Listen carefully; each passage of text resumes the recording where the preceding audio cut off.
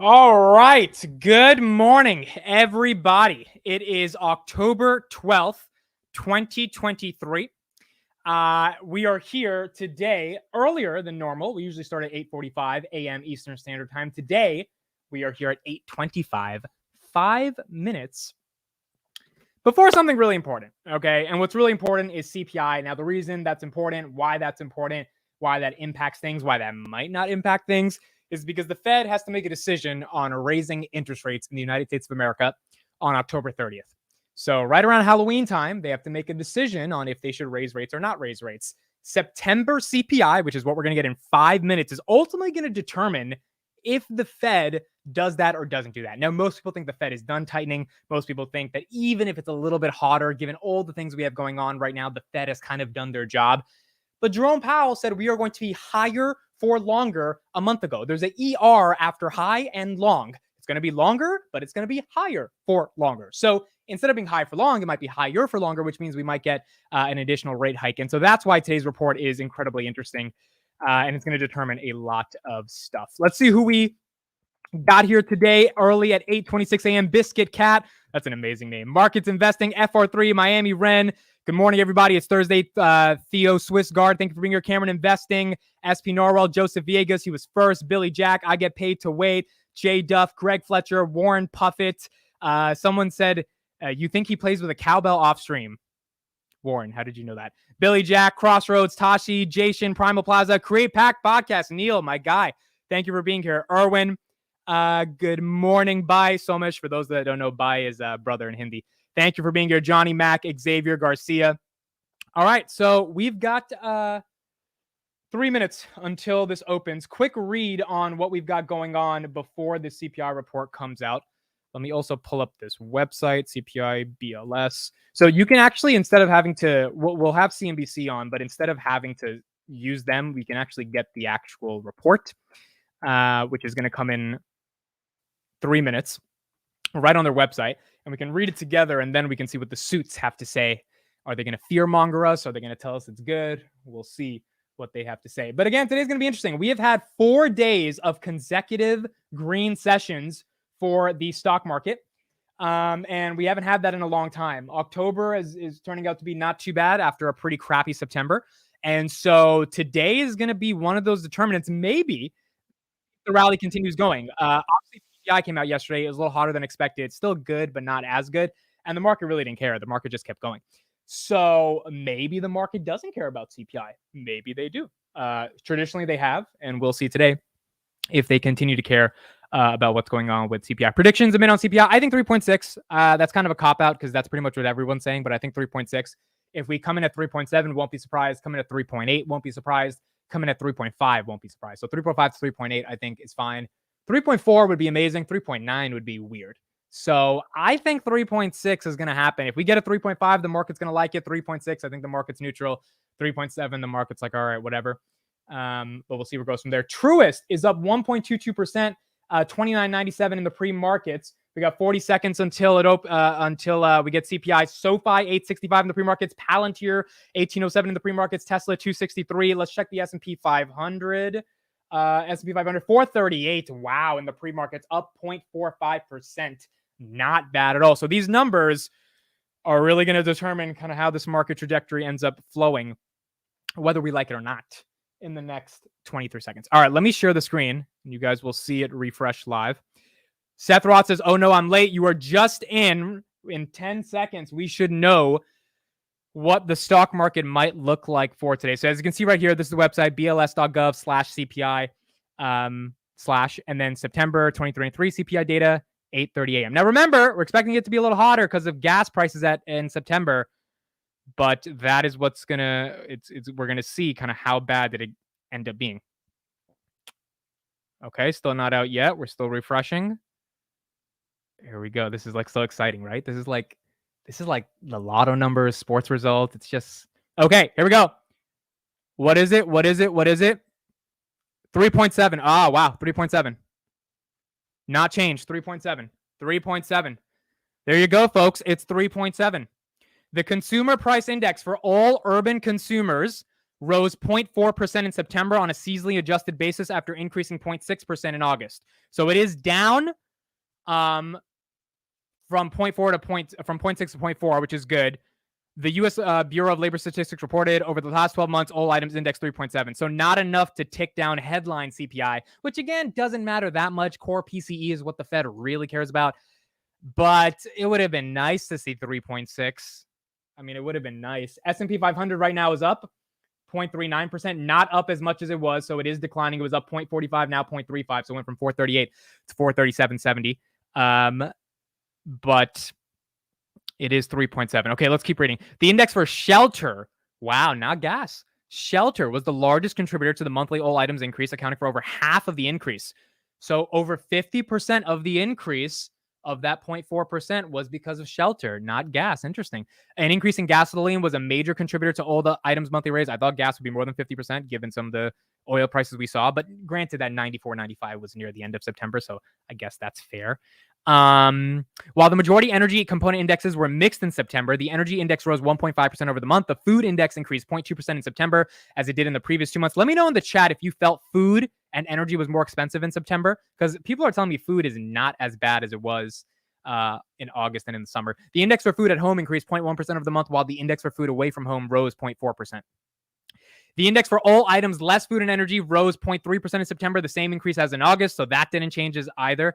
Indexes which increased in September include rent, owners, equivalent rent, lodging away from home, motor vehicle insurance, recreation, personal care, and new vehicles. Yeah, that new vehicles. Cars are still expensive, and the UAW strike, we'll get to that in a little bit. That is still going on right now. That hasn't changed. Let's get right into CNBC. Let's see what they have to say, and we'll keep going from there.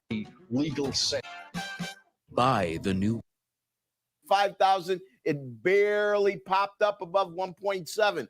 1,702,000. And in rearview mirror, a subtle upward revision from 1,664,000 to 1,672,000. We haven't been above 1.7 million since the second week of August when we were 1,719,000. Suffice it to say that interest rates have moved up a bit. If you were to look at a two-day chart, what you'd find is that today we are looking at two-year note futures above yesterday's high yields, never dabbled below. 10-year, on the other hand, are aiming for yesterday's highs, but still haven't come to it, but have done some work under yesterday's lows. So should we start to trade above yesterday's highs, we could call this an outside day. Technically significant. I would pay attention to that dynamic. Becky, back to you.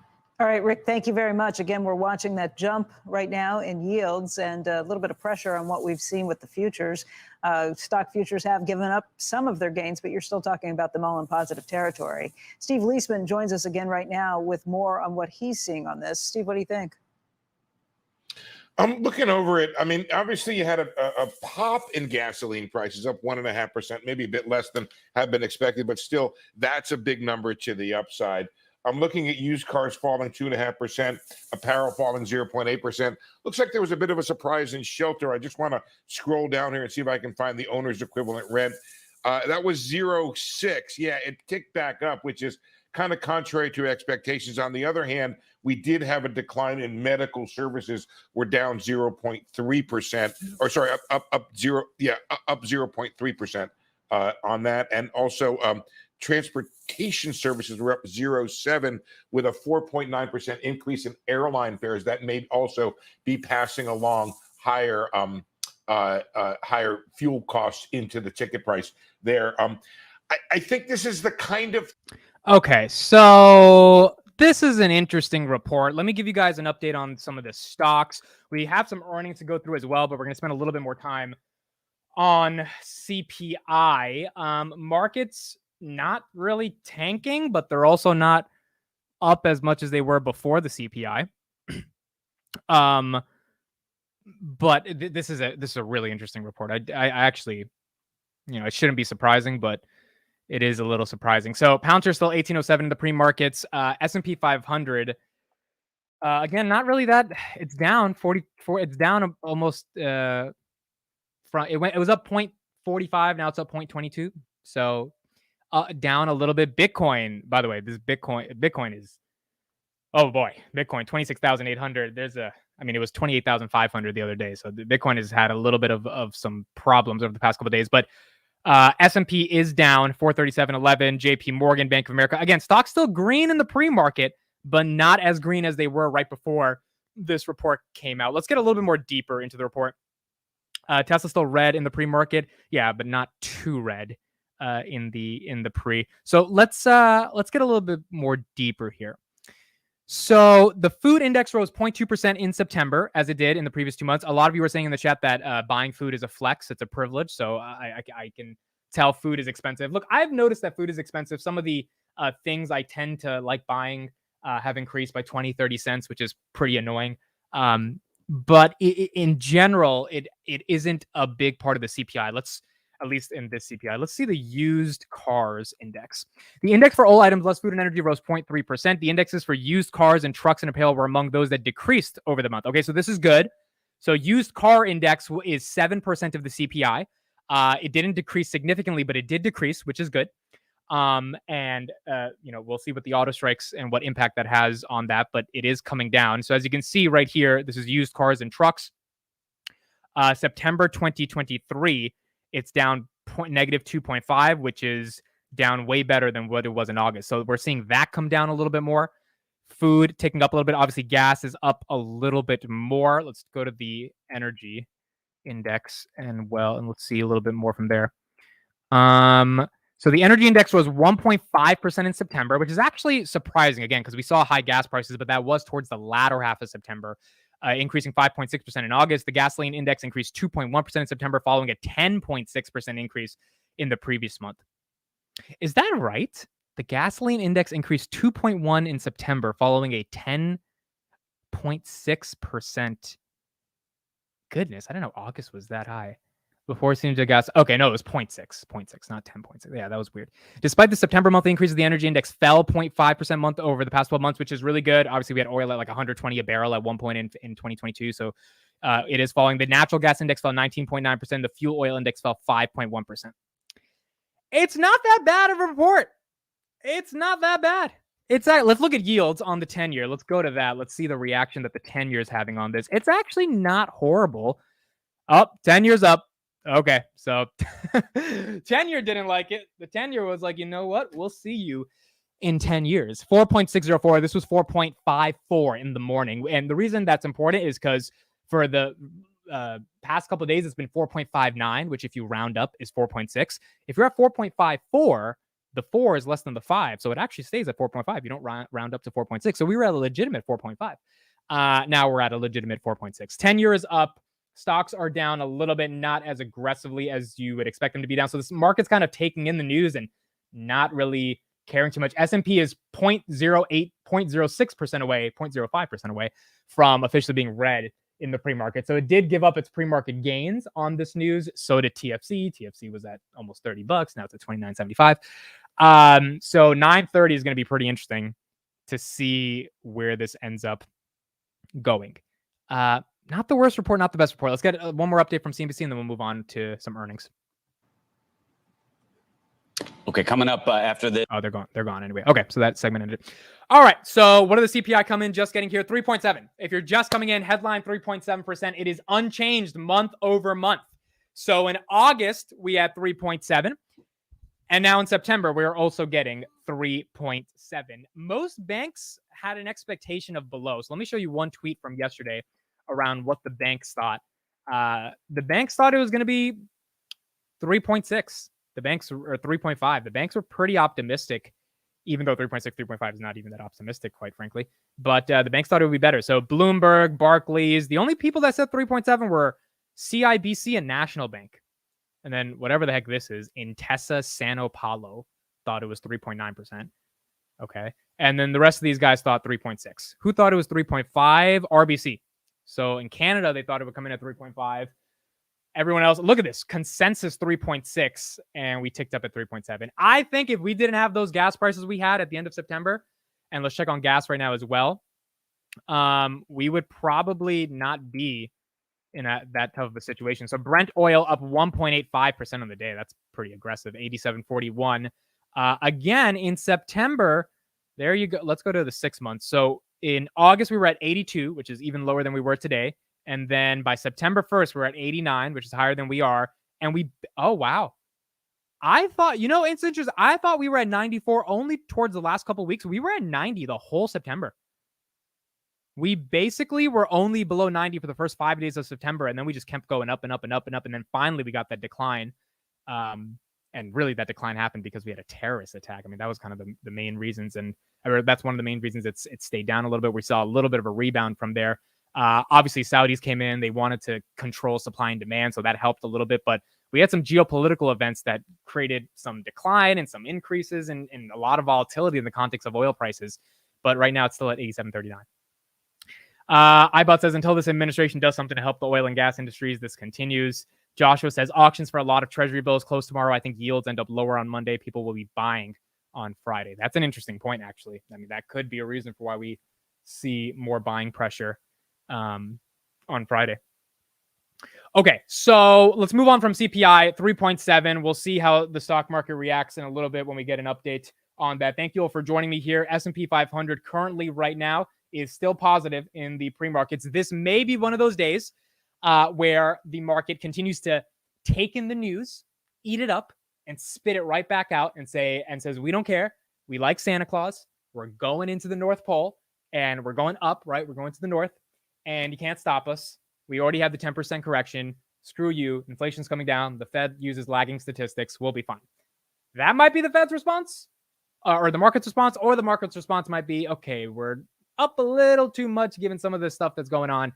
We need to take a little bit of a break, and we will see in the next 40 minutes. But as of now, market doesn't love the CPI report. We did have earnings today, so let's transition to earnings, and then we'll get into a bunch of other news that's going on today. So first earnings I want to talk about is Walgreens. Now, Walgreens is a very interesting company because I think some people really like the stock for the dividend, or some people thought it was a value stock. It's kind of been framed as one of those value traps this year in terms of good numbers, but not good enough to be able to give a lot of shareholder appreciation. So let's get a quick update on Walgreens. We'll go a little bit into their numbers, and then we'll go into some more macro stuff. Oh, real quick for the video I posted yesterday to answer this question. So the same question I asked you guys a couple days ago of like, oh, should I do one Palantir video day and just compile all the news versus like multiple Palantir videos? From the response I got in the comments yesterday, it seems like almost 90% of people are like, do one video a day. We'd like that format better. So we're going to try that for the next week or two. That doesn't mean I'm not going to do the morning live. Still will do the morning live. Still will do lives covering earnings. Still will go live if there's breaking news. I'm just talking about regular uploads, like an actual video uploaded to YouTube. That I was thinking of just doing one a day instead of like a bunch of them, right? So you can just watch one video and get all the news. So still we'll keep doing the morning live. Honestly, I love this morning live way too much to stop doing it. So I am here. All right, here we go. Walgreens earnings. Walgreens just releasing its quarterly results. Want to get straight over to Bertha Coombs. She joins us now with those numbers. Bertha. Hey, Andrew. Walgreens earnings 67 cents a share came in 2 cents below consensus, a second straight quarterly miss, even as revenues once again beat at $35.4 billion. International, including Boots UK, saw double-digit sales growth, which was about in line. U.S. pharmacy sales actually beat, driven by higher brand drug prices, which offset lower COVID vaccine volumes and front-of-store comps that were lower. The U.S. healthcare unit saw sales up 19%, driven by the Shields and CareCentric acquisitions, but top line actually missed expectations. Interim CEO Ginger Graham says in the release that the company plans about $1 billion in cost reductions and also plans to cut expenditures by $600 million over the next 2 quarters. Guidance is going to be lower for fiscal 2024. They're seeing $3.20 to $3.50 a share. That is below consensus. Kind of a kitchen sink quarter here, guys, as new CEO. So CEO left. They got a new CEO. Below expectations on revenue and guidance. They are doing a ton of cost cutting. And when you do a ton of cost cutting, you're trying to get shareholders to love you again and realize that there's value to the company, that you have some competence, that you can operate in a fiscally responsible way. You have a fiduciary duty to give some returns, and cutting is one of the easiest ways to start generating those returns because it's harder to grow versus cut. And the reason shareholders care is because Walgreens is down 40% year to date. I mean, like, this is goodness gracious. Beginning of the year, you bought this at 35. It's down 40%. Now, the dividend is at 8.5 right now. The dividend was probably not at 8.5 when you bought it at $35. Market cap Is that correct? Walgreens has a market cap of 19 billion. That's it. Is that true? Is that actually true? Now I know why I think people have been talking about this stock too much. I haven't done too much DD into it. Am I wrong on this? Walgreens? Yeah, it's a $19.5 billion company. And if we go to their, okay, so let's actually, Walgreens, CNBC. Let's see what the revenue was because I forgot the numbers he said. What this is interesting. Okay, so I think that's why people are interested in it a little bit more than usual. Let's get to the revenue. Where's the revenue on Walgreens?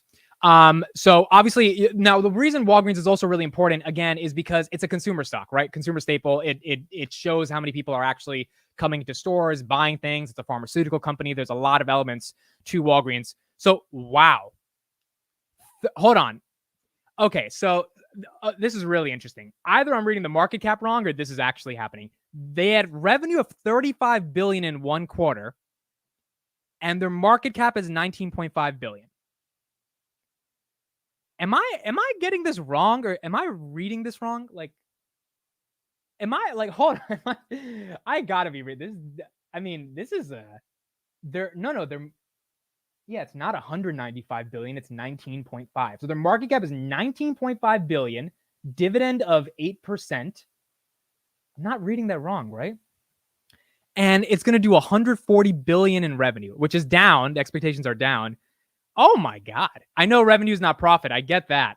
But like, that's still pretty incredible. What is their profit? Maybe their profit is why the stock is so down. What is Walgreens' profit? The company reported a net loss. Oh, that's why they're down so much. Oh, that was right under my nose. Wow, Walgreens is not profitable, dude. So when I lived in apartments in Ivy Hill in Newark, New Jersey, Walgreens was like the store that we went to, right? And it was a generally poor area, right? We lived there for like 8-10 years, and so Walgreens was the thing. Like everyone went to Walgreens to get snacks, groceries, whatever. Like Walgreens was our place. This company's been around for a long time. I mean, I've been in a Walgreens probably like 1,000 times in my life. So the fact that they're unprofitable after being around for, that's why, think about it. This is insane. They're doing revenue of 145 billion and they're losing 21 cents per share. I mean, goodness gracious. It's better than losing 48 cents a share. But my God, that's why the market cap is almost 70% below their total revenue. That's incredible. Debt over 35 billion. Yeah, there you go. Calv 88. Thank you for that. That's another reason. Okay, so Walgreens earnings, it's up 1.33%. Definitely a stock I want to look into a little bit more. Obviously, some red flags with the debt and the not profitable. But at least when you look at that, just like market cap versus the revenue, it's kind of insane to look at it the way it is, along with the dividend. But yeah, that obviously wasn't the best if they're not profitable. And if they have a lot of debt. So Walgreens up today, but not up as much as it needs to be up, showing a decent sign that the consumer is still strong, but not as strong as it could be. The biggest reason for the decline, as I'm reading, lack of COVID tests. A lot of people got that vaccine at Walgreens. I think even I did. So Walgreens not having that. Same with Ginkgo Bioworks. They did $245 million in biosecurity revenue. That all went away when COVID went away. And like, yeah, you want to have some revenue from preventative measures to stop the next pandemic, but it's never going to be as much as if there is a current pandemic. So that is kind of similar situation. Okay, so Walgreens is one thing. Let's go into Delta. Delta also had earnings today. Delta Airlines. The airlines took a pretty bad spin just a couple of days ago after the Hamas attack. And so Delta reported earnings today. Not too bad, but not too good either. Definitely not something that the market was super happy with. Let's get into this right here. Here's the CEO on his results. Let me know if you fly Delta. I don't. I fly United. United is kind of I've flown United my entire life. I think I've flown Delta a couple times, but United is my preference. I know a lot of people like American Airlines. That's fine. United's been the best for me, but Delta has actually done a lot better than American Airlines in terms of stock performance. All right, here's some of the results. Reporting quarterly results in the last hour. Phil LeBeau joins us right now with a special guest. Hi, Phil. Hey, Becky. Let me bring in Ed Bastian, CEO of Delta. We were talking as we were going over the numbers. You beat on the bottom line, and your stock is moving higher here. But Becky brought up an interesting point. there are some people who are looking at the airlines right now and they're saying, yeah, but you're narrowing your guidance for the full year. It's not that great a time right now. You see it obviously differently. Right. Well, we had a strong quarter, a really great quarter, and I'm pleased with the progress that our team is making over the course of this last few months. It's been a hard quarter. The volatility that you see in the environment, fuel prices, as you mentioned, up, the demand has been really strong. And look, I do have some sympathy for Ed here, my guy Ed, right now, even though I don't own his stock. The volatility in fuel prices is not good for these airlines that have razor thin margins. Airlines are like one of the worst businesses when it comes to margins, just because of how competitive it is and how much you have to compete for pricing, right? So, yeah, I mean, I do have some sympathy there that fuel prices have been horrible in September. Another record-breaking set of revenues for the third quarter, which drove a 35% increase in profits. So I don't think that was disappointing. I understand the fact that fuel prices have moved up. We've had to narrow the guide down to the lower end of the range. But we started our year expecting, and the guidance we gave was for our EPS to be between $5 and $6 a share. As we got to the middle of the year, fuel prices have come way off. We updated it to 6 to 7. Fuel prices have gone way back up again. And so we're now in the lower end of the 6 range. So we're at the top end of the guidance we gave at the start of the year. And this game is a long.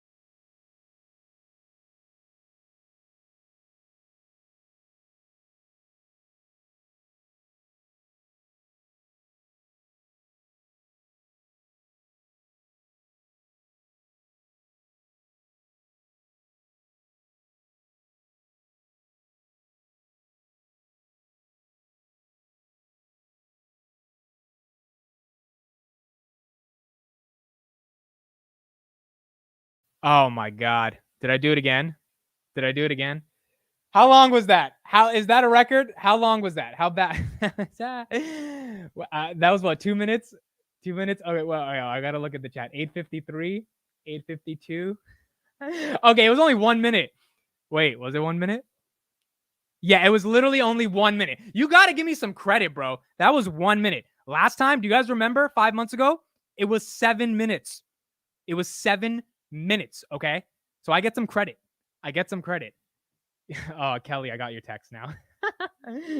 Oh my gosh, bro. Honestly, 2 minutes. Okay, I'll take 2 minutes, bro. That's a little bit longer than I last. And you know what? But I'm just gonna say 2 minutes is not that bad, because last time this shit was 8 minutes, and it was bad when it was 8 minutes. That's why we went. Oh wow, that sucks. Damn, I look at the chat and everyone's like, LOL. I'm like, why are you guys laughing? I'm talking about Delta. Why is that funny? Okay, well, I'm honestly, that could have lasted for 20 minutes because, I'd be talking. So I'm actually not that upset about that, because 5 months ago, I remember I was pissed off. It was 7 minutes, bro. It was that I was like legitimately pissed off. I was like, that's the dumbest. Like, I just felt so stupid. So, okay. Maybe I should keep my phone on loud next time so I can actually hear the text message. Okay. Anyway, so what I was saying over the last 2 minutes was Delta's actually profitable. They're up 1 point. They're up 3% in the pre-market, 6 to 6.25 a share, 6 to 7 a share in July. And they're profitable 1.1 billion, 695 million were their profits in Q3 2022, which is really phenomenal because they grew that 59% net income, not revenue, in Q3. And one of the reasons for that is obviously because travel demand post-COVID has started to come back. So even though they've struggled with some of the volatility in fuel prices, which is why they're lowering their estimates of EPS revenue has ticked up, which is why we're seeing, or net income has ticked up dramatically, 60%, which is why Delta has done well. Damn, that sucks, bro. That really sucks. That's actually hilarious, though. Okay, so the other website I wanted to share that was really important is this one. Okay, so this website is the TSA checkpoint travel numbers. This website is really important because every day it's updated how many people are traveling through the TSA. The TSA is like that thing in the United States that determines if everyone or how many people go through the checkpoints in the United States to like get on a flight. So in October 11th, we had 2.3 million people. October 10th, 2.28. If you look down, it's pretty much 2.2 to 2.7 every day. This is in the entire United States. It's like you see these numbers all the way in the summer. It's at about 2.5 to 2.7 million every single day. This gives you a good sign that travel demand is doing well. If you go back to COVID, can we go back to those numbers? Oh, wow. It only goes back to 2023. If you go back to COVID, it was like 100,000 a day, 400,000 a day, which is why the airline tank stocked. And that's why Buffett sold out of the airlines, right? Because he was just like, look, we're not handling this. So that's kind of one of the reasons for why we're seeing a little bit more uptick in some of these airlines becoming a little bit hotter. Seeing some of these comments, giving 7 minutes. You can't give yourself credit for that. Dude, I got to give myself credit because last time I can't tell you how pissed off I was, bro. Like could you imagine you're like a mime that's just like, those mimes that just like they're talking, but nothing's coming out. Imagine being so intensely ingrained in economic statistical analysis around the equity markets. And you're thinking you're doing a good job. You're trying to provide some analysis and no one can hear you. It's just like, it's the worst thing in the world, bro. And then you go to the comments and you have 7 minutes of comments saying that you're basically an idiot. It sucks. It's not a good thing. It's not a good thing. Okay. So, that is the core thing right there. If you're just joining right now, headline CPI came in at 3.7%, 437 on the S&P. Stocks are down, but not down as bad as we thought they would be down. Other big piece of news we have a couple of core things that just got announced. Number one, this is really interesting. Social Security cost of living adjustment is down. Will be 3.2% in 2024, well below this year's record-setting increase. So Social Security Administration has announced a 3.2% cost of living adjustment for 2024. The 2024 benefit increase is much lower than the record 8.7% cost of living adjustment that beneficiaries saw this year, the biggest boost in 4 decades in response to high inflation. It's also lower than the 5.9%. Now, this 3.2% increase is in line with an estimate released last month, so it's not necessarily that big of a surprise. But that's really interesting because Social Security is one of those things that's been a very hot subject in the United States. Honestly, it's going to be one of those things that is going to play a role in deciding the election. Some people say that we should increase the retirement age to around 70 years old. I think right now it's about 65 in the United States.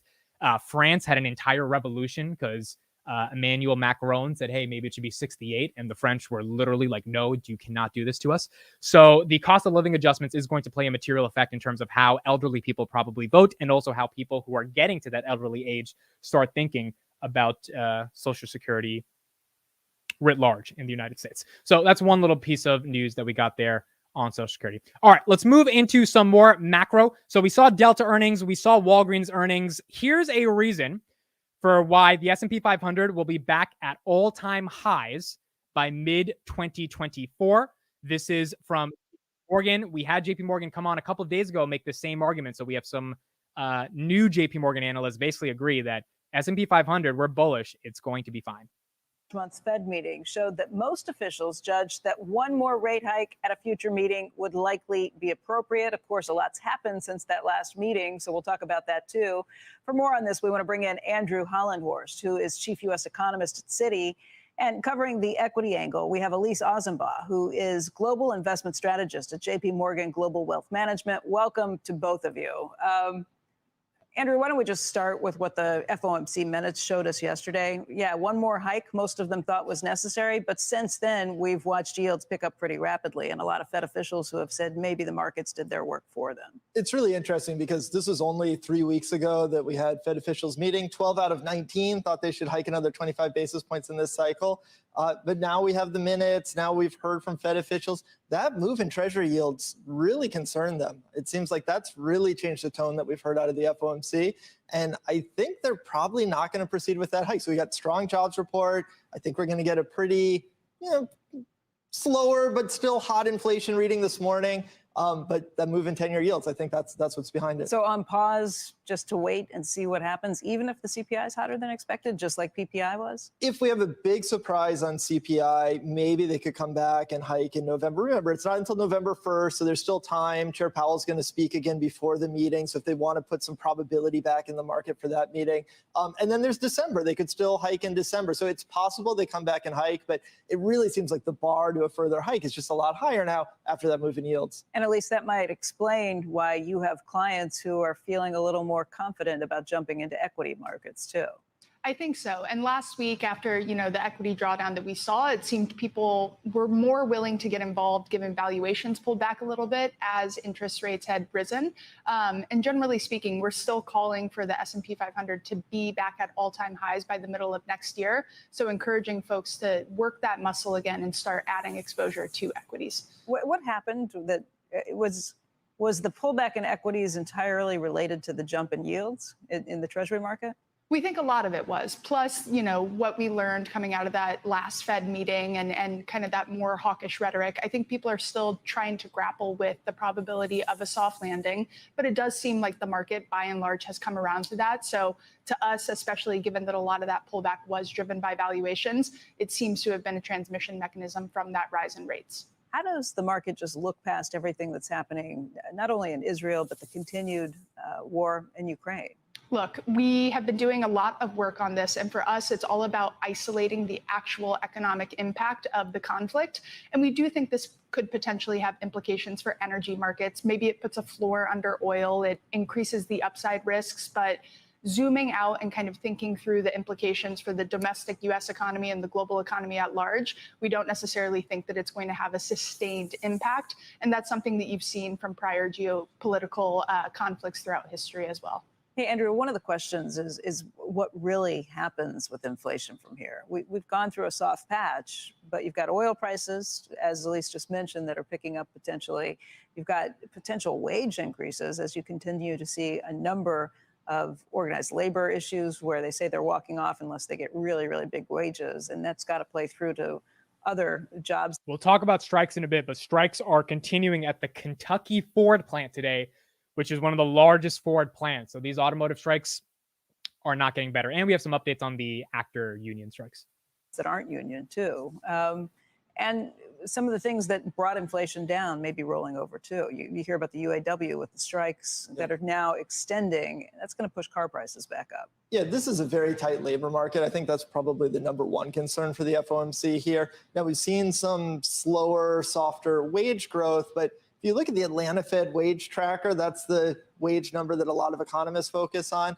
It's still sitting up there above 5%. And if you have 5% wage growth, that's consistent with maybe 4% inflation. And by the way, that's what we're going to see in the numbers today. We should see inflation that's coming in at 3.6% on the headline, maybe around 4 on the core. That's still well above target. So I think that there is kind of a little bit of a relief here with this soft patch in the inflation data. But to your point, we have a lot of upside risks that are coming up. What do you hear from your clients, Elise? How are they feeling about things? I think the biggest question people are still grappling with is whether or not it's worth taking additional risk to pick up a few extra percentage points when cash is giving you such compelling yields.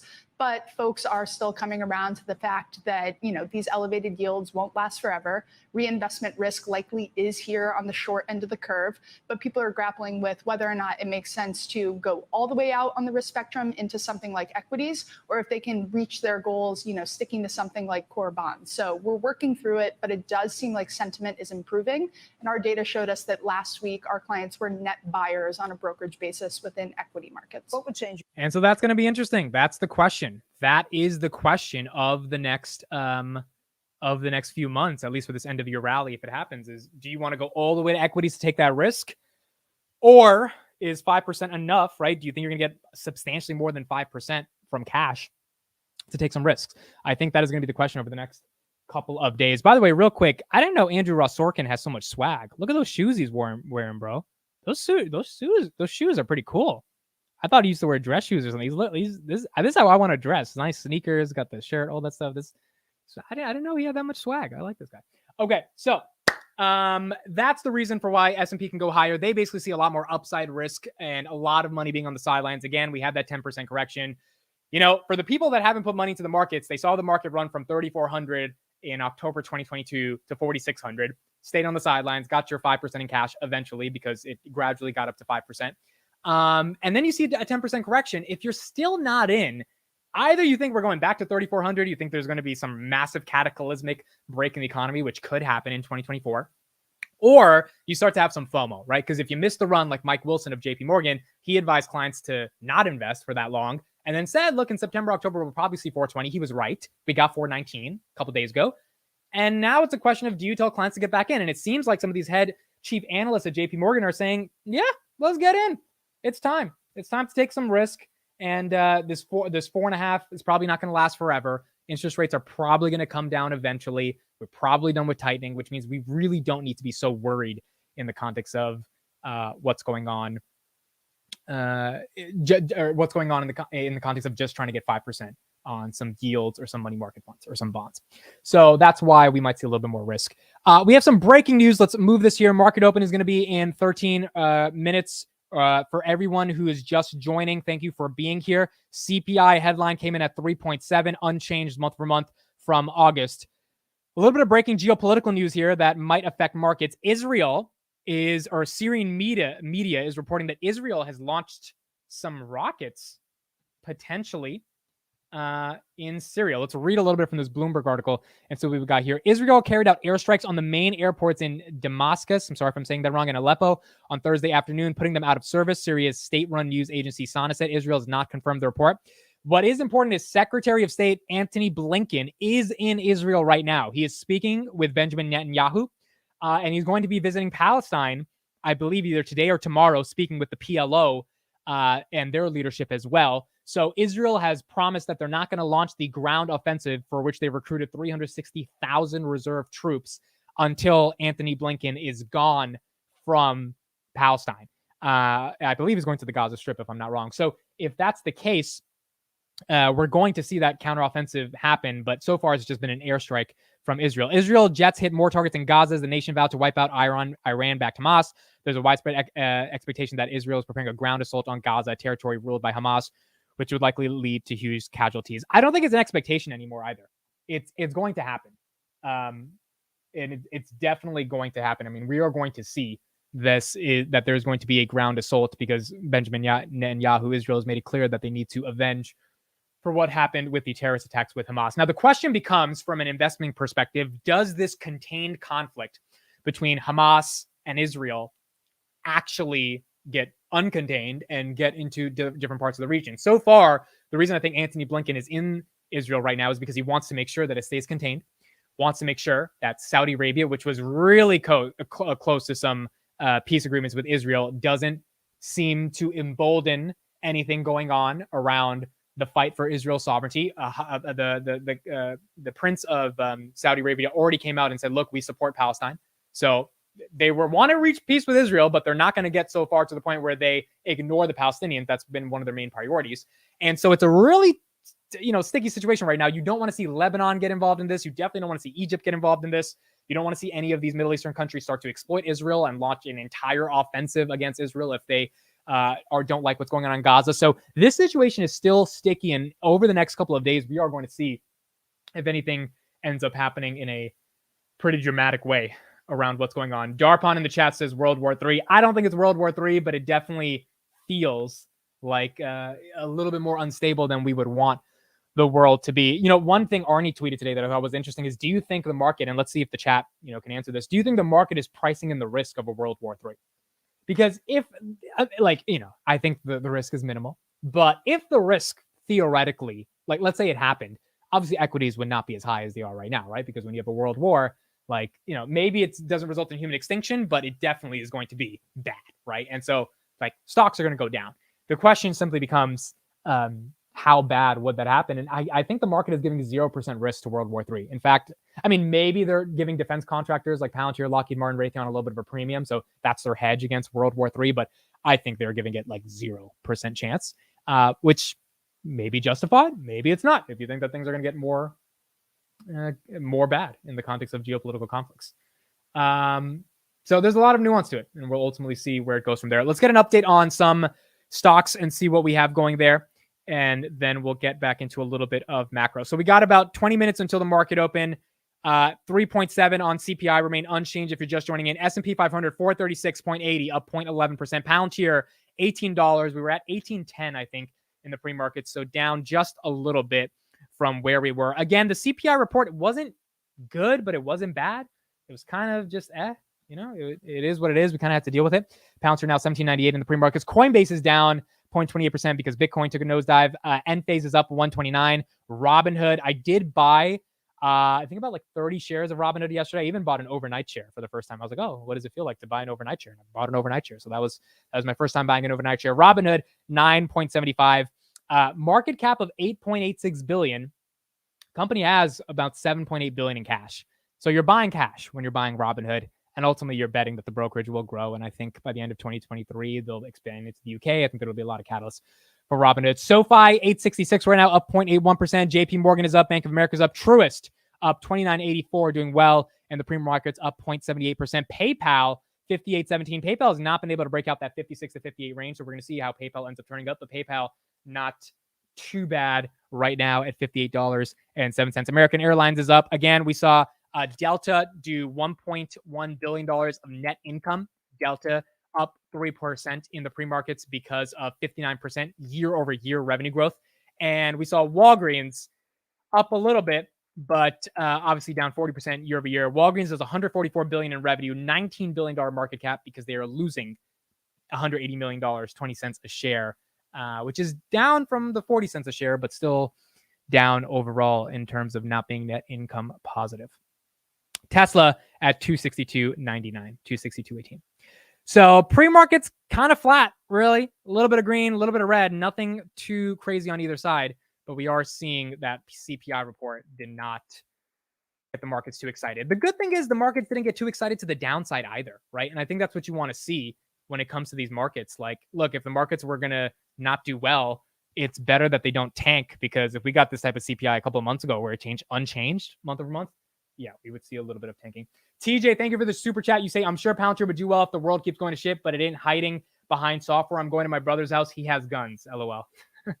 Thank you for the $4.99 super chat. Guys, real quick, I'm going to refresh the stream because it's not letting me press the comment button, and I'm pretty sure it's a StreamYard bug. So literally give me 10 seconds. I'm going to refresh it, and I believe the StreamYard should refresh. So give me 10 seconds, and I'll be right back.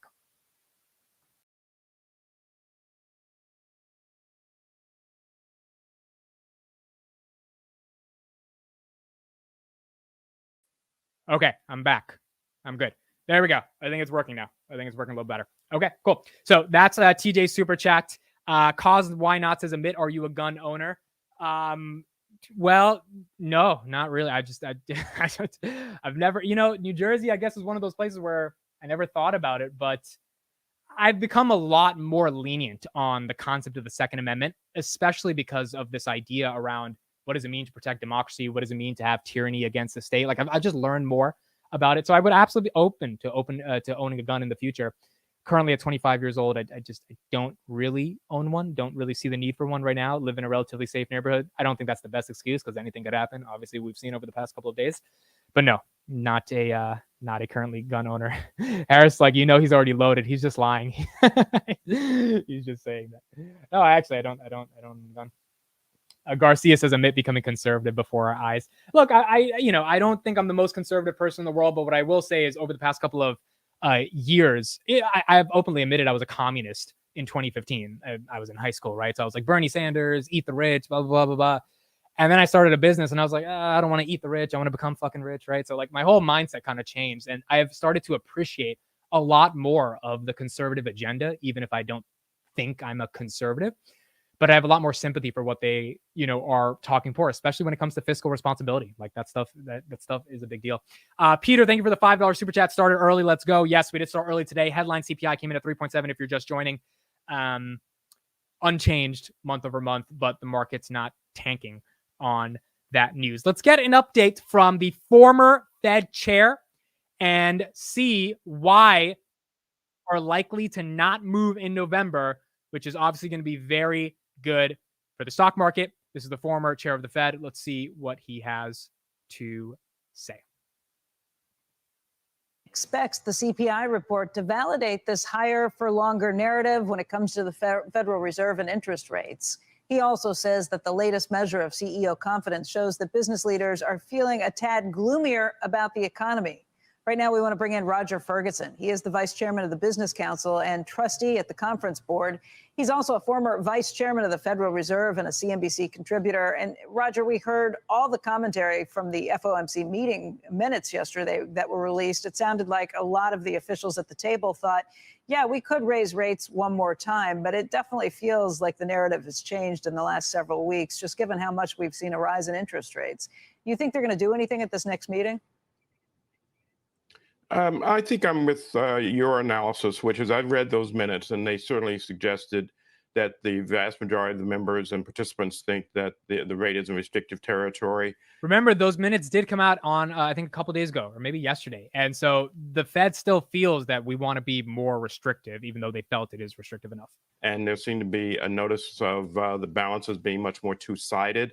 So that plus Fed commentary suggests to me, as to many others, that they're unlikely to move in the November meeting.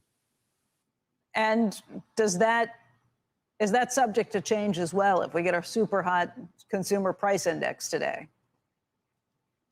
I think it is subject to change. Two reasons. One is, they've always said they're very data dependent. Two, there's a little bit of a surprise in the PPI, so people are set up for maybe, another possibility of a surprise. And third, let's not forget that the forecast that they had, the vast majority of them did expect one more hike. And so there are plenty of reasons why, should there be a surprise on the CPI, this meeting could be a live meeting. So I don't think we should be at all complacent about the possibility that the Fed is done. It may be one more and then done. How does war in Israel change that potential perspective, though? How do they view all of that? I would guess they want to be even maybe a little more cautious as they see how things play out. I think there's a need to be a bit more cautious, as in there might be some sectors that are affected in terms of supply chain. On the other side, though, we see, as we saw the last time around, that energy prices spiking can have an impact on the PPI and ultimately feed into, pricing that consumers face. And you heard from, I think, a CEO of one of the airlines talking about fuel prices and what that might mean for pricing. And so I think, the story in Israel creates greater uncertainty, but it's an uncertainty on both sides as far as the central bank might be concerned here. So nothing really changing his mind. Remember, those FOMC minutes did come out a couple of days ago, and the Fed, especially Neil Kashari, that interesting individual. I was going to say clown, but I don't want to say clown, but that's what I was thinking, so I might as well end up saying it. That interesting individual, I don't want to call him a clown, but look, the stuff he's said when inflation was quote unquote transitory was obviously clownish, and the stuff he's saying now where the Fed likely should not be raising rates, and he's suggesting, well, why don't we do another rate hike? It's above this idea of Jay Powell making sure there's not euphoria in the markets. Neil Kashari, the Minneapolis Fed president, takes it to a different level. Like, he enjoys coming on CNBC and sounding hawkish. He loves doing that, and you're not supposed to love doing that. You're supposed to keep a real objective standard here and make sure that you walk a fine line. Jay Powell actually does a good job of that. I really think Jay Powell doesn't get enough credit for how he does that. Neil Kashari, obviously shows his opinion there and bias. So there are members of the Fed. Remember, 8 out of the 12 members last month thought that we should raise another hike. It has gone down to an 11% chance. Obviously, the attacks on Israel likely leading them to think maybe, if we continue to raise rates, things will still get bad. Auto loans at an all-time high. Credit loans, personal loans at almost 25%. Mortgages topping 8%. There's a lot of reasons for why we should not raise rates and why it's pretty obvious to not raise rates.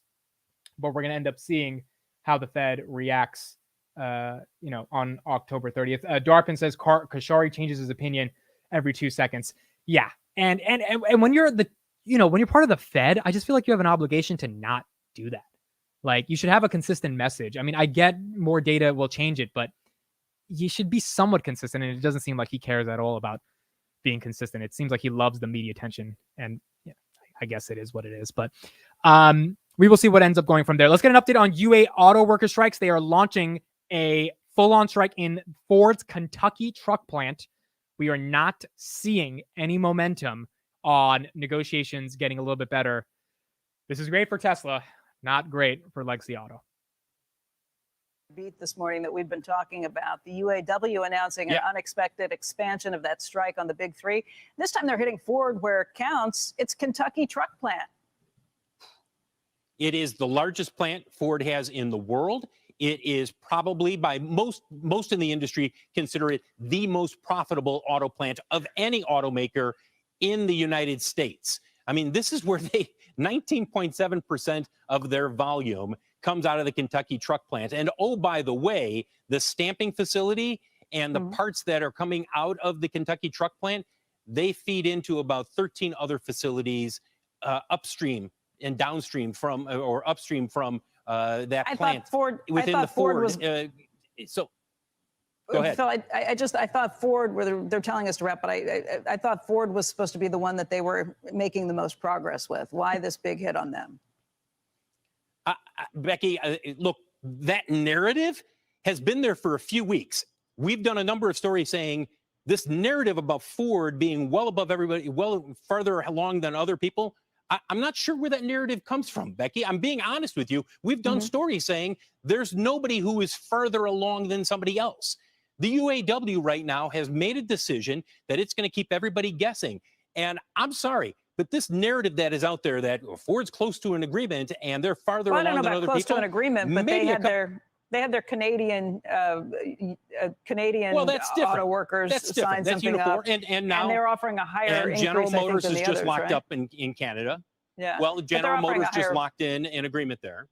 I thought they had offered a higher I understand what increase. You're saying. Yeah. I mean, I don't know about anybody being near. I just thought that they were the ones that were maybe potentially closest to a deal.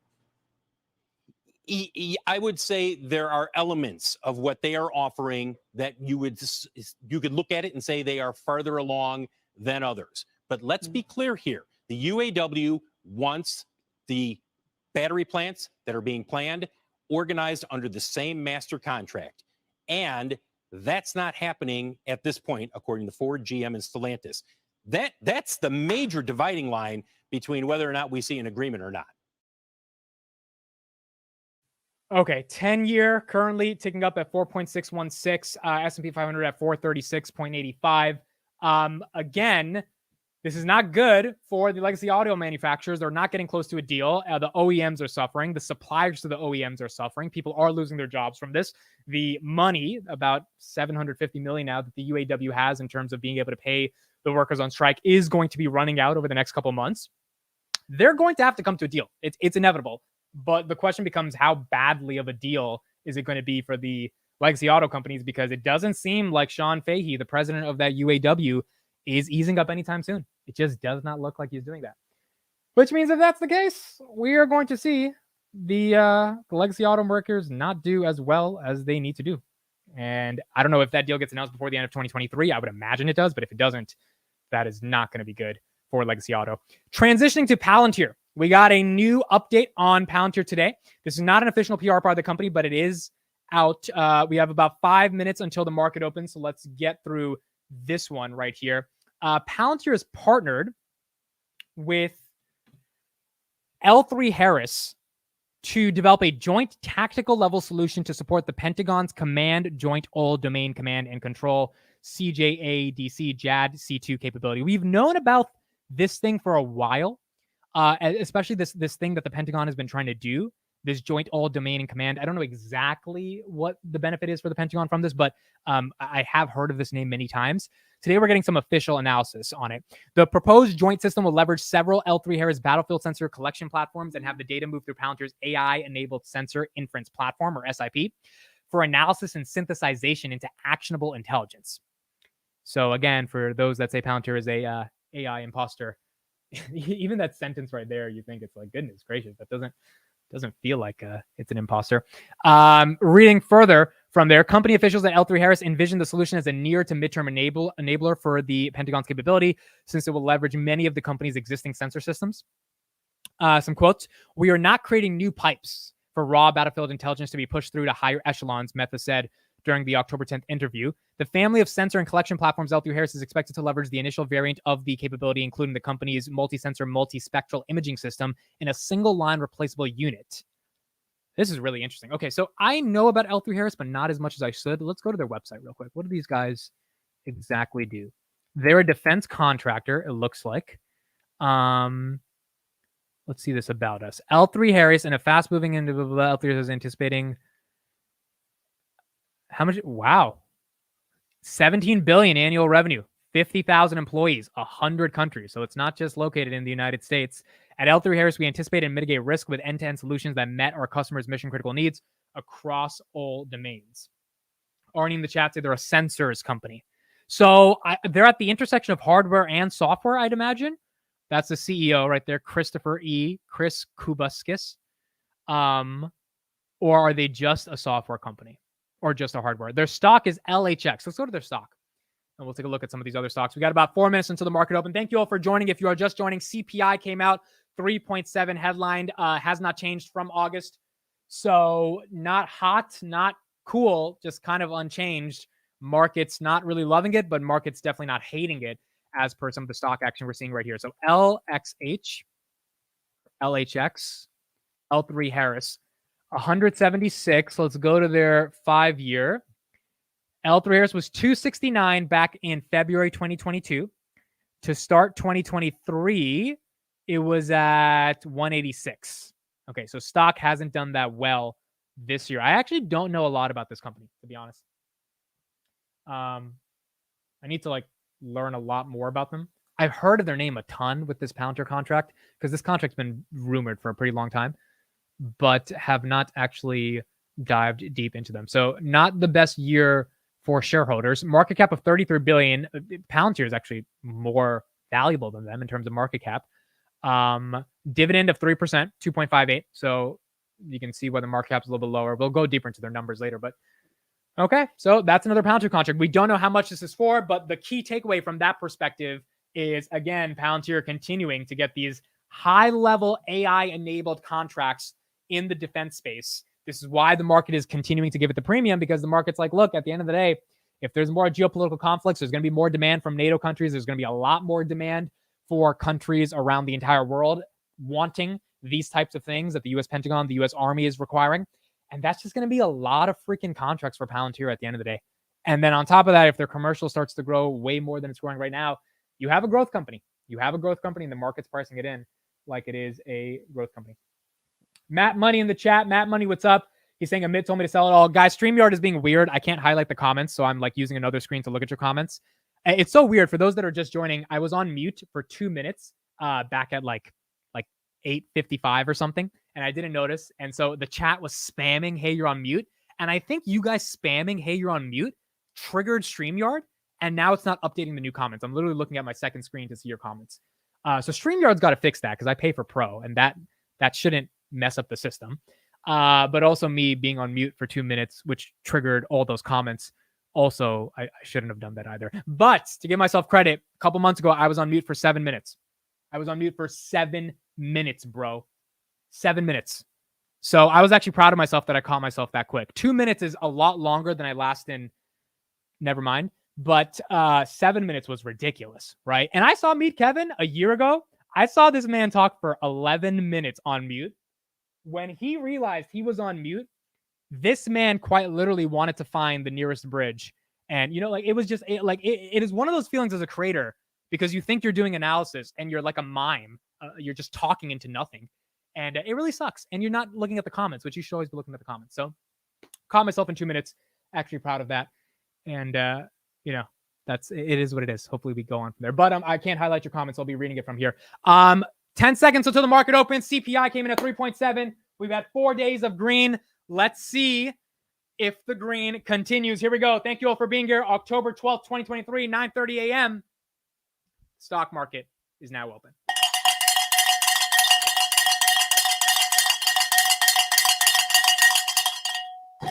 Wake your ass up. Here we go. Palantir, 1793, basically flat, kind of teetering between red and green, 1792, 1796. It's down from 18.6 in the pre-markets. We'll see where it goes from there. Walgreens had earnings today, up 5%. Earnings weren't that bad. That's why Walgreens is up, but obviously down 40% for the year. So if you bought it at the beginning of the year, not doing the best. Delta is up 1.86%, increase their net income by 59%. Not bad for Delta. S&P 500. 436. We were at 438 in the pre-market. CPI came out. Now we're at 436. Still green. Not bad. Still green. But we are a little bit more less green than we were when CPI didn't come out. Instacart, 25.18, down below IPO price, but is up for the day. Enphase, 126.85, down 1.37%. Coinbase at 76.80, down 0.70%. Bitcoin, I don't know why Bitcoin collapsed from 28.5 to 26.7. Someone in the chat can help explain it to me, but Bitcoin is down, which is why we're seeing Coinbase down 1% on the day. Robinhood, 973. Robinhood, I found out why it was down yesterday. JP Morgan put them on like an underweight rating at $12 or something. So still a $12 price target, but it was down from like 13 or 14. And that's why the stock was flat yesterday. So Robinhood on a pretty green day, Robinhood stayed red. SoFi at 859, kind of flat, almost exactly flat, not red, not green. Bank of America, 26.75. JP Morgan is down 146.16. Truist, 29.20. Truist was $29.98 in the pre-market. And then Truist came down when that CPI report came out. So Truist is down. Shopify, 54.39. Disney, 84.90. NVIDIA, 467, unchanged from yesterday. So Bitcoin or NVIDIA doing well. Tesla, 263. PayPal, 57.91, down. CrowdStrike, 187. CrowdStrike got a little bit of a boost on Monday because it's in the cybersecurity intelligence space. And obviously the attack in Israel was really a cybersecurity failure. So that got a little bit of the boost. The market thinks there'll be more demand for cybersecurity stocks. American Airlines is up. ARM Holdings, 53.75, down from 55 yesterday, but up from the IPO price at 51. United, 41.21. Google, look at that. 141.21. Google is hitting its 52-week highs at 140 yesterday and continuing to inch higher at 141.61. Not bad at all for Google. Lockheed Martin continuing to go up. Raytheon continuing to go up. Amazon at 132. Amazon was stuck at 126 last week. FTC lawsuit still continuing to go. NASDAQ, look at that, up 8 points. It's a relatively flat NASDAQ this morning, but you thought the CPI would take it a little bit lower, but nope, 13,670. Not bad at all for NASDAQ. GM down 1%. Ford down, or this is a different Ford, but Ford down 2.8%. Duolingo, 176. The stock was at 167. So the market's probably pricing in a little bit more growth coming into their Q3 earnings, which are going to start in the next 2 weeks. We're going to have a lot of earnings to go through. Snapchat breaking out of 860, now $9.05. So if you bought it at 860, you're up 40 cents on Snapchat, which is not bad. For those that are asking about CPI, if you're just joining, headline CPI came in at 3.7%, which is unchanged August, month over month. Gas was up 1.5%, or energy in general was up 1.5% in September because we had $90 a barrel gas prices pretty much all of September. Food rose 0.2%, and headline came in at 3.7. So not a horrible report. Most banks thought we would get 3.6. We didn't get it. If we had 3.6, maybe we would be doing better right now. If we had 3.5, we definitely would. At least it wasn't 3.8. So I think we should be grateful for the fact that it's not ticking upwards, even if it's flat. Nike trying to inch towards $100. Their earnings were amazing last week. They're up 8% from last week. So Nike doing well. Square at 47. Meta hit a 2023 all-time high, or 2023 high at 327 yesterday. Meta continuing to maintain its 327 momentum. I think that the market's pricing in growth in Q3 is going to be good. And the Quest 3 is going to sell like hotcakes for Christmas. Even if Meta doesn't make a profit on it, obviously they can monetize in other ways. So I think the market's thinking that Quest 3 will do well, or at least used versions of Quest 2 will do well. Look at Apple, 180. We're back at Apple on 180. Apple was at 168 2 weeks ago. Not bad. QQQ was at 355. Now we're at 371. Tech's doing well. Tech's not doing too bad. Airbnb at 128. Airbnb falling from 132 yesterday. Starbucks at 91. AMC at $10.46. Spotify 158. I read a pretty bearish article on Spotify last night. I have always been bearish of this company. I just do not see the moat outside of their user growth, which I don't think matters given they can't monetize the users, quite frankly. The record labels is what you want to own if you want to own a stock like UMG over Spotify. But, I think they'll add another 30 million users next quarter and they still won't be profitable. There's a company that's been around for almost 15 years like this. But the market's giving it a premium. The market's giving it a pretty big premium because I guess they think it's going to grow into the valuation. I just don't know how. I legitimately don't know how, but Spotify at 158. I think fair value is more so around 120, 130, but we'll see. I could be wrong. We'll see where the market prices them. S&P 436, pretty much flat for the day. Let's check on Palantir. How is Palantir doing? Where are we at on Palantir? 1777. Okay, so it is down, falling a little bit from grace at the 1840 highs we saw yesterday. 1780. Again, 1780 is pretty amazing for Palantir, given we were at 1540 last Friday. So still up pretty significantly, but it is down from those $18 prices we're seeing on Palantir. Let me switch this camera real quick. Overall, CPI is not hurting the market, but it's definitely not getting the market to a higher levels. Arnie says, will you buy a Meta Quest? I was going to, but the answer is now no. I went to Vitaly's house, my fellow Finance Junkie host, and I played with his one, and I was like, look, this is fun, but honestly, bro, I'm never going to use it. Like, I'm just like, I don't have enough time in the day to actually sit down and use the Meta Quest. So I will not be getting the Meta Quest because I'm just not going to use it. I know myself, and it's going to be a waste of $300, $500. And I guess, again, that's my bear case for the Vision Pro, for VR. And I don't see average people using it every day. I just don't. Kids will, and maybe that's a massive market, but I'm not, right? And so that's going to be a hard place for me to kind of see why I would want to ultimately use it. But I think a lot of people will. And I think Roblox will benefit. The metaverse writ large will benefit. Notice how Meta has stopped talking about the metaverse. Like, it seems like they mention AI more than the metaverse because I think they realized, I think they cut some jobs in the metaverse as well, that like this thing is just not going to be as big as we thought it was going to be. It's going to be a thing, but it might not be as big of a thing as we want it to be. And as a result of that, it's not going to kind of move the needle. Let's take a look at the 10-year. US 10-year ticking upwards a little bit, 4.604 right now. Again, those yields are going higher. We were at 4.54 before CPI came out. So yields going higher, not the best for equities. If we saw yields coming down a little bit more, that would be better. Some interesting analysis I saw last night, which was that yields came down from 4.9 to 4.5 because of the attack in Israel, geopolitical conflict. You want to make sure that, you know, it's contained and it obviously shocks the market. So yields come down a little bit. A lot of people thought yields would come down more, right? To be around 4.3, 4.4. So they thought the attack in Israel should have triggered a much more broader response from the market to really think about these yields more seriously. And we did see it decline aggressively, but not as aggressively as some people wanted, which might be calling for the fact that we still think inflation's a problem. The CPI report we got today was not amazing. And it wasn't bad, but it wasn't amazing. And that's why we might be seeing yields tick up a little higher and potentially have room to get back to that 4.7, 4.8 level, which if they do, obviously not the best for the United States. Okay, so we got to talk about this one company that went public yesterday that had a pretty interesting decline. I don't know if you guys heard of it, but it's called Birkin. Okay, Birkin shoes. I don't know if you guys have heard of this before, but I'm going to play a clip from the CEO talking about it. This company's been around since 1740. It's in the UK. It's a pretty big company. So here's what's going on with Birkin. Their stock fell 12% as it opened yesterday. Let me check real quick on the stock right now. It's BRK, I believe, is the single. Or let me play this and I'll get back to the stock in a second. Here we go. The brand is quite simple because it's a purely purpose-driven brand. So it's not a footwear brand, it's not a fashion brand. It's also a footwear brand and it's also a fashion brand. But all of this is incremental. That's why it's so tough to go for evaluation. You know, everybody's talking about evaluation, compare us with the wrong partners. But the truth is, this is a purpose brand. So if you think back on Nike at the very early days, you know, like in the 70s when Bill Bowerman was purely driven by the purpose, you know, he wants to do the best running show on the planet. So in 1774, the Birkenstock family was exactly sitting on the same corner and said, okay, we want to do something to make sure that people are... Birkin is down 12% from when they IPO'd yesterday. $40 a share. Market cap is $7 billion. Walking naturgewolltes Gehen, which is natural intended walking. So that was the mission and that's the purpose of the brand.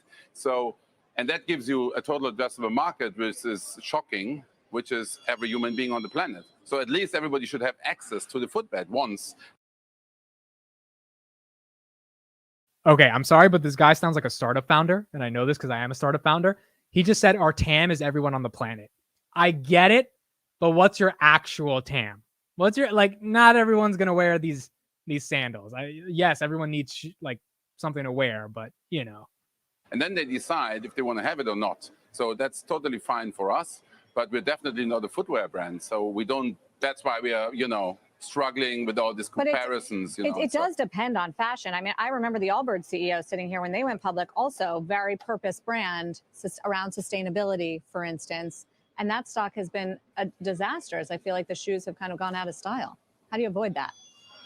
Yeah, because purpose is never going out of style. I don't sell any kind of luxury or any kind of look or feel. I always say to the people love us for 1,000 wrong reasons. But once you step into the footbed, you're coming back.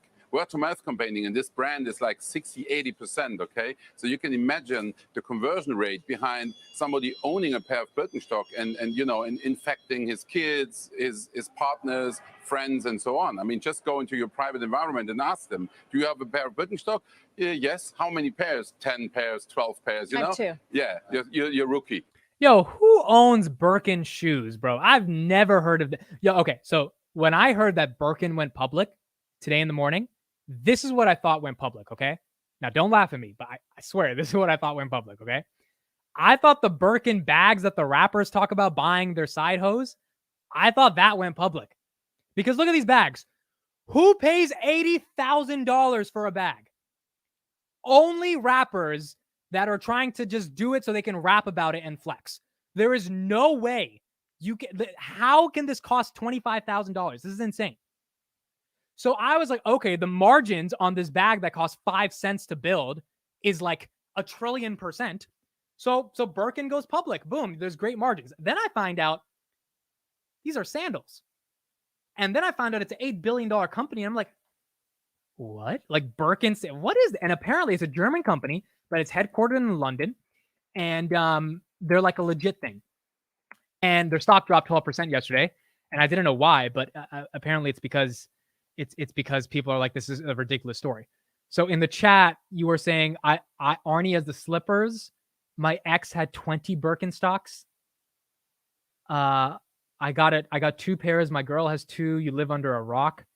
Dude, I thought it was a bag. My girl has a few. I legitimately thought it was a bag. TJ's in Texas, so I must be living under a rock because it's not the Europeans saying it. It's the Americans. Wow, this is interesting. Birkenstock. Okay, so can we let's look at their S1 real quick. You want to look at their S1 real quick? Is this it? Is this their S1 Birkenstock? No, this is not the wrong. This is the wrong one. I want to. Oh, here we go. Birkenstock warns in IPO filing that knockoffs on Facebook are a top risk. Okay, what is their revenue? That's all I want to know. I just want to know what's their revenue. Okay, revenues climbed $693 million. So they're going to probably do $1.3 billion a year in revenue. Net income is about 45%. So trailing 12 months, $1.4 billion in revenue, up 20% year over year. That's not horrible. And net income, 45% of that 1.4 billion. Market cap $7 billion. So you're paying 7 times price to sales, essentially 6.8 times price to sales for Birkenstock. I don't know, man. And their biggest risk in their S1 is that knockoffs on Facebook can sell better than them. This is interesting. This is very interesting. I mean, obviously there's nothing proprietary about them. Yeah, they're slippers, but I did not know these things exist, bro. I literally thought I thought it was the bag. I was like, the bag's going public? Like, think of the bars a rapper can talk about him buying a bag for a girl and the stock is public. Like, I feel like there's so many play on words you can do there. So I was kind of excited. But then I found out it's some slippers. I'm like, what the hell is this? Quick updates on the markets. We got S&P finally negative. Got some green. Got some red on the S&P 500. SoFi at 830. Yeah, we're red. We are red, folks. Robinhood at 952. Enphase 123. Oh, boy. We're red. S&P 436. Delta and Walgreens are up. Palantir 1764. Seeing some red. Let me look at my portfolio. I am down $3,356 today. I'm down. Stocks are down. Yeah, look at, bro. Everything's red. The green I'm seeing is Eli Lilly, Cisco, and Apple. Wow. So we are pretty red. Google's kind of flat. United's red. Lockheed and RTX are green. Defense contractors continue to be green. Cathie Wood bought 3.5 million shares yesterday of Ginkgo. I don't even know what she's doing anymore, but she likes the cock, so Should I just say she likes the stock? She likes the stock. She likes the stock, so she's buying it. I don't know why she loves the stock so much, but she's buying it. Any thoughts on Love? Is this AppLovin? Is that the name of this company? No, Southwest. I'm thinking of a different company. No thoughts on Southwest. I've never really been interested in the stock. I've flown with them once. Airlines, I just don't like, because if you ever read 0 to 1 from Peter Thiel, he explicitly talks about airlines as one of the shittiest businesses to invest in, because they're an example of a business that's not monopolistic, right? Like if I don't go to United, I'll go to Delta. If I don't go to Delta, I'll go to American. And so the prices have to be like razor sharp thin when it comes to margins. And so really you're getting money on like the club membership and like this. There's not that much excitement when it comes to airlines. So airlines to me, not the most exciting. I never thought of actually buying it at all. Freudian slip. Oh my gosh, probably it was Freudian.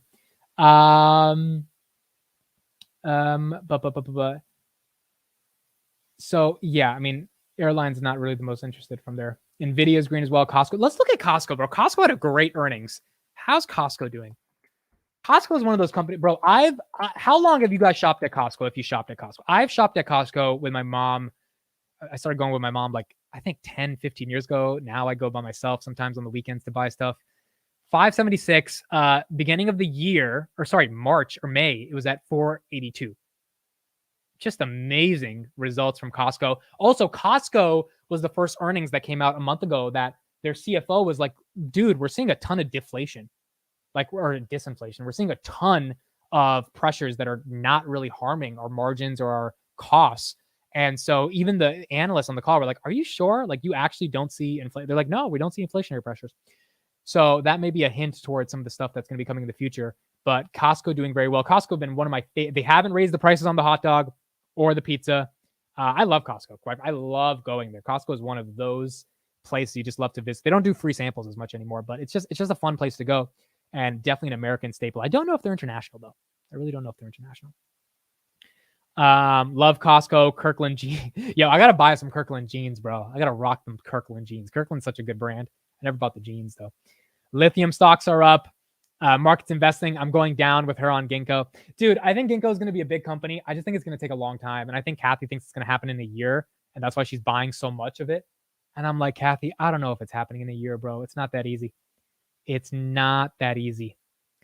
Costco rocks also in China. Really? I didn't even know they were in China. Costco is in Australia, Taipei, Taiwan. Wow. Honestly, that's my bias. I thought they were only American. I know that they have international supply chains. I didn't think they actually sell international. I thought America was their core thing. Because, I mean, groceries is... Costco doesn't make money off the stuff they sell. They make money off the, I think it's $150 a year membership. That's where they make their money. They don't make money off the rotisserie chickens for $5. So, not bad. Costco is green. Palantir down 1777.87% down. Where's Tesla? Tesla is down 261. Earnings are coming up for Tesla. We talked about it yesterday with Tevis on Finance Junkies. He expects a little bit of pressure from the automotive margins and price cuts, but nothing that the market can't really overlook, given what the market's been overlooking. We'll see. That's going to be an exciting earnings. As long as Elon doesn't say something really bad, maybe the market allows Tesla to get away with some of that stuff. The other company I want to look at is Unity. Unity, 2939. So that CEO resigned. There's an interim CEO. We talked about this on Finance Junkies as well last night. I didn't know that Silver Lake, that had like 35 million shares, dumped half of their shares when the price increase fiasco happened. I didn't know that was the case. So apparently they had to get rid of the CEO because the shareholders were just not handling what was going on with Unity. But one of the things that's interesting about Unity, honestly, I think the CEO, I think he's being the fall guy. Because there's no way, in my opinion, you make a decision that's as dramatic as what they announced 2 weeks ago about the price increases. You don't consult the board. You have to consult the board. Let's say he goes to the board and the board's like, yeah, do it. And then you do it. And then obviously, you have to take it back.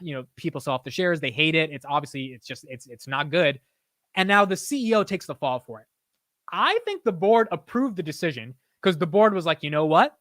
We can squeeze some more margin out of these gamers and developers. Let's do the price hike. Let's get it over with. Kind of like Netflix. Let's just increase it by $1. They still love us. They're not going to care. And the CEO's taking the fall. That's my conspiracy theory on it. because I just don't think the board was like, oh, we disagree. And the CEO is like, screw you, I'm going to do it. If the board unilaterally disagreed with the CEO, I don't think the CEO would have just done it. Or at least I think he would have taken it. And if he did, then yeah, he deserves to get fired. But I don't know. I kind of think he's taking the fall for it. And the board of directors actually are the ones that messed up on this. That's my thoughts on it. Maybe I'm wrong, but those are my thoughts on it. But Costco's in Japan. Wow. Okay, so Costco's international. I'm wrong. Costco's in Canada, Japan. I should know about them being in Canada. I went to Montreal once and I filled up gas at a Costco, so I do remember that.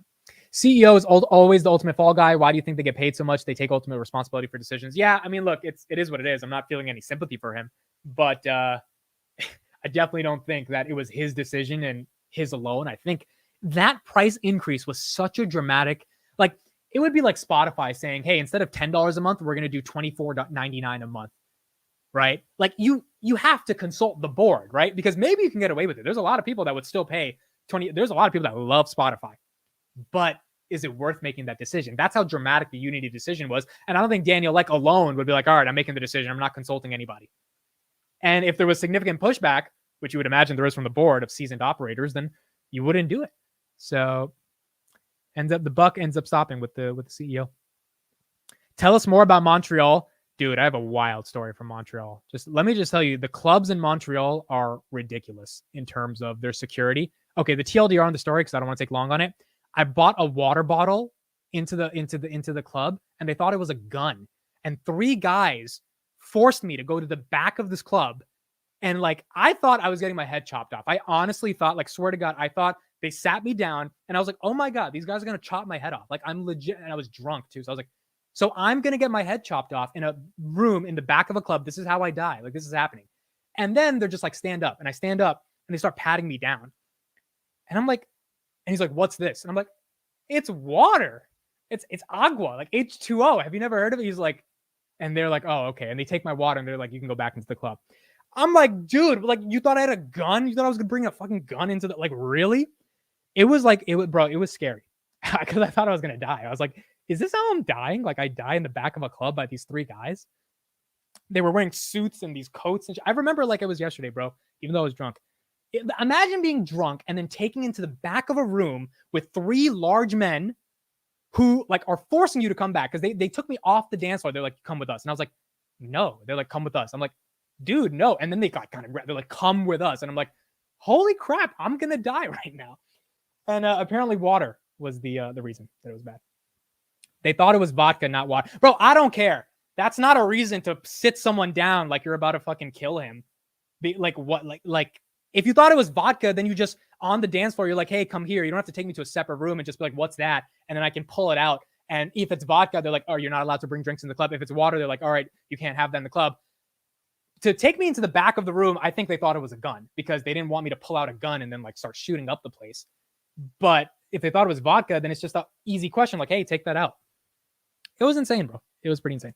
It was absolutely insane. Okay, but that was my Montreal story. I've never been back to Montreal since then. Breakfast Pizza, admit you are missing the bigger picture on Unity pricing change. They basically were backstabbing any game developer that used their software by saying, from now on, for each sale, you owe us. I agree. My only piece of contention is I don't think this decision was unilaterally from the CEO. I think the entire board of directors and operators agreed to do this. It was a horrible decision. 100% agreed. It was bad. But I don't think he himself made the decision. But as a CEO, he has to take the fall for it, right? It is what it is. It has to happen. So you can't bring bottles into a club. I know. Well, I know that now. But like the shit they did to me to prove a point, I was like, all right, guys, never going to Montreal with a bottle of water in my hand again. I guess we're not doing that. All right. I think that's it for me. We'll take one last look at stocks, then we'll do the word of the day. CPI again came in at 3.7. Nothing too bad.